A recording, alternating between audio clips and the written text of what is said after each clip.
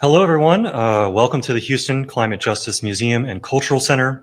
I'm Aaron Ambroso. Myself and Tiffany Jin are the co-founders of this museum. We opened in November. We're so thrilled that you all are here today.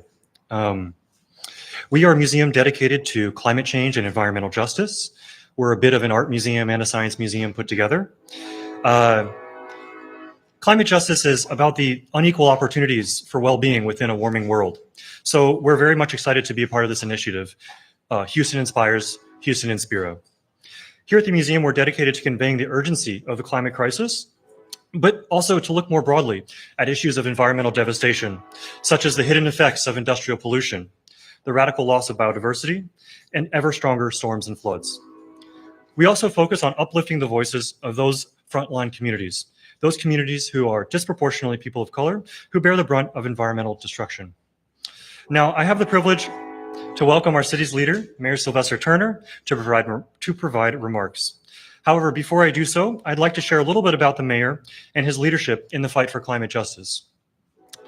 During the past 6 years of Mayor Turner's time in office, the federal government has issued 7 declared national emergencies due to weather experiences, most notably Hurricane Harvey. Additionally, under his leadership, Houston launched its first climate action plan to lead the global energy transition. He also serves as chair of Climate Mayors, chairman of Resilient Cities Network, member of the EPA's Local Government Advisory Committee, and member of the C40 and Global Covenant for Mayors for Climate and Energy. It's also worth mentioning our museum is located in one of Mayor Turner's 10 complete communities, the Second Ward. Please welcome Mayor Sylvester Turner.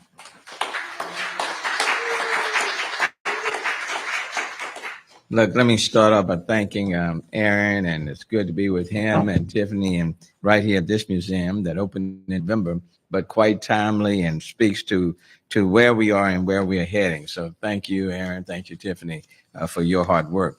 It's also good to be standing with Councilmember David Robinson, and I know this is a topic that's very near and dear to him and to all of you. And I do see back there Shannon Buggs, who's head of our Complete Communities, and Priya Zachariah, who's a director of the Mayor's Office of Resilience Sustainability Office. So thank you. And of course, Bill Kelly and his entire team.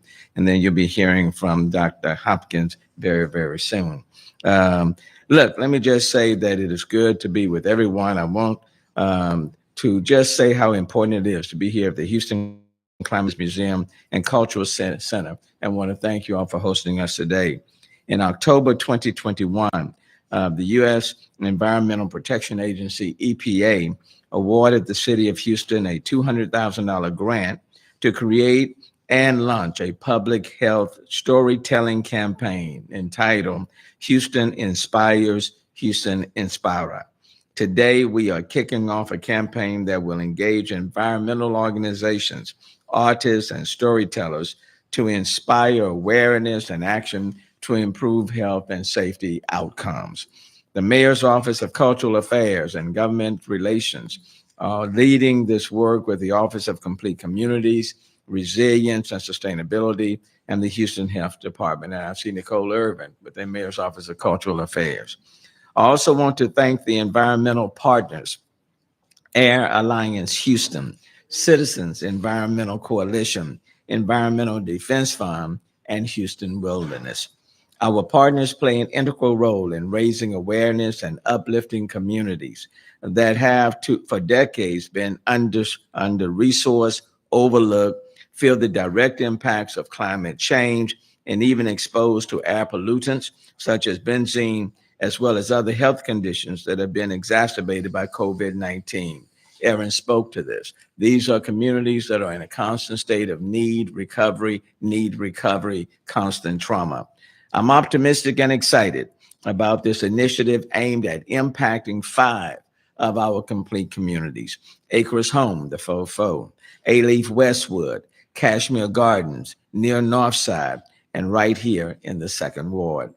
As we know, these communities are experiencing inequity on many levels. The existence of concrete batch plants and the chemicals emitted into these neighborhoods, schools, and parks where our children learn and play have heightened health risks and disrupt their quality of life. I am thankful for the EPA under Administrator Reagan for their close lens on equity. Last November, I was able to sit down with Administrator Reagan during his visit to Houston. While in Cashmere Gardens and other areas, He had the opportunity to hear directly from people and tour the neighborhoods of most significant concerns. It is very, very encouraging to have the administration share our concerns and know the names and faces of those who are affected. Additionally, our federal partners are taking strategic steps to help address our public health crisis and realizing the importance of this investment into these underserved communities. This grant requires all of us to use our voices and creativity to promote equity and at a better quality of life, especially for our kids, through storytelling, art, advocacy, and other educational initiatives. I have said it before, and I'll say it again. Houston is home of some of our nation's best artists, and we must elevate their skills during this campaign to help raise awareness of real-life issues impacting Houstonians. It is my desire at the end of this campaign that Houston will be able to report back to the EPA that because of Houstonians' efforts and advocacy, our residents have said no to allowing these plants to be built and operated in their backyards at the expense of their health.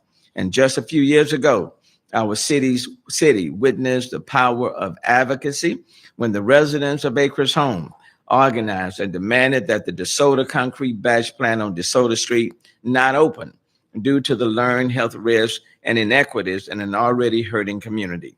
The community voiced their concerns through the power of art, and the developer withdrew the permit. This work can be done, but it does require all of us. In closing, I look forward to the collaboration between the environmental organizations and the complete communities, as well as the creative elements by Nick Anderson and other artists across our city to help tell Houston's story while bridging the gap between equity and opportunity for all residents to succeed without barriers. And now let me invite Dr. Lauren Hopkins from the Houston Health Department, who would talk about why this grant is important to the city from a public health perspective. Dr. Hopkins.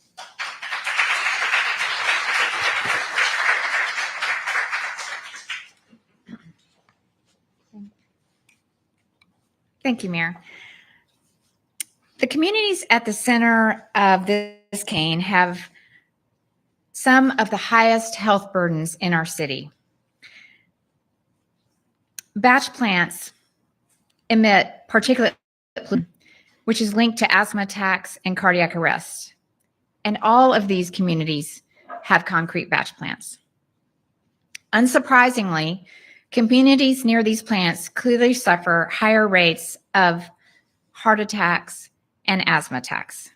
For example, in Acres Homes, per 100,000 people per year, an average of 145 children suffer ambulance-treated asthma attacks compared to the city average of only 51.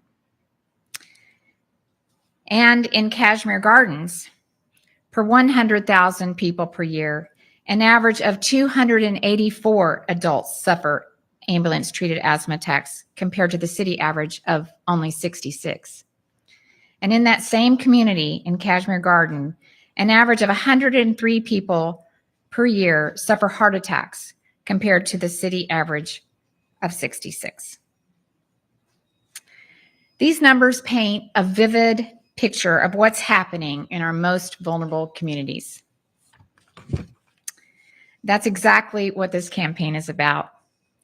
We need artists to illustrate what's happening to raise awareness and drive change. Now I'd like to introduce Paige Powell, who is the Executive Director of the Citizens Environmental Coalition. Thank you so much, Lauren and Mayor. It's an honor to be here today with you all. At Citizens Environmental Coalition, our mission is to foster dialogue, education, and collaboration on environmental issues in the Houston region.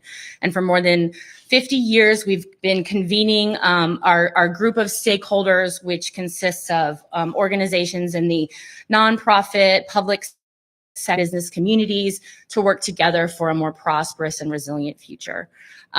This project in particular is especially pertinent to our mission because public education is paramount in fostering dialogue and our commitment to sort of collective cultural change. The partner organizations that we're going to be working with, Air Alliance Houston, Environmental Defense Fund, and Houston Wilderness are more than prepared to take on the task of community outreach and, support this endeavor in any way that we're able to. And I just really look forward to diving into the work and seeing some of these great billboards all around the cities. As a multidisciplinary artist myself, I understand the importance and value of artistic storytelling in reaching a broad and diverse set of community members and stakeholders. And so I'm really excited to introduce Nick Anderson, who can speak more to the value of graphic storytelling in this campaign's efforts.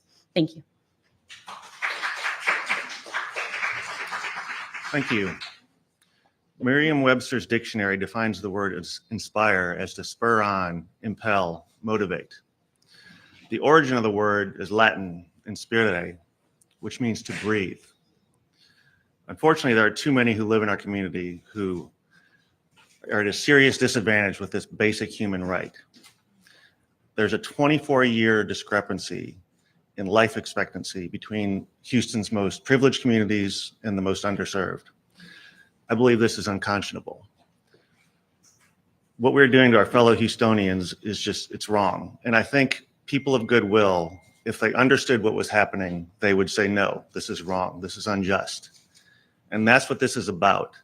This is about communicating what's happening to people, what we're doing to save a couple of bucks on a ton of concrete. The cost in human lives, in years taken off of life, is wrong. We are pressing some of the worst carcinogens known to man into the lungs of our children. PM 2.5 is very insidious because it's so small, it goes deep into the lungs and into the bloodstream. Causes serious health problems. The Supreme Court of Texas has made it impossible for the city of Houston to regulate these plants. So the only thing that works is public pressure. So here's a cartoon that we used in a press conference a couple of years ago to stop a concrete batch plant that was sited literally next to a park, across from a baseball field, where children play. That's how out of control this is. They can put these anywhere in our residential neighborhoods where they don't belong. So that's what this campaign is about. We need the creative community of Houston to participate in this project, to get the word out and to communicate with people who may be unaware of what is happening in their own community. We urge the artists of Houston to go to the Mayor's Office of Cultural Affairs, where we have the application live now, to participate in this project, fill out an application, because we need artists to communicate and creative storytellers to get the word out. With this grant, we hope to change the environmental consciousness of Houston, to empower and activate traditionally underserved communities, and to affect change. In short, to spur on, impel, and motivate Houston to be a better place for everyone, so that everyone can breathe freely. So we've got the sequel to this cartoon here. Desmond, can you give me a hand? We're unveiling now. So I believe that we are literally sacrificing children to save a few bucks on a ton of concrete. This is my vision of what's happening. And so I call on other Houston artists to engage with this topic and help communicate a message. Thank you all.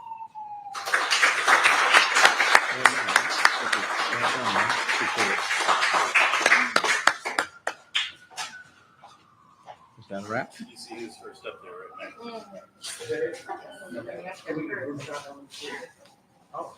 Can we get everybody to come back up on the picture and get roofed up, please? Thank you.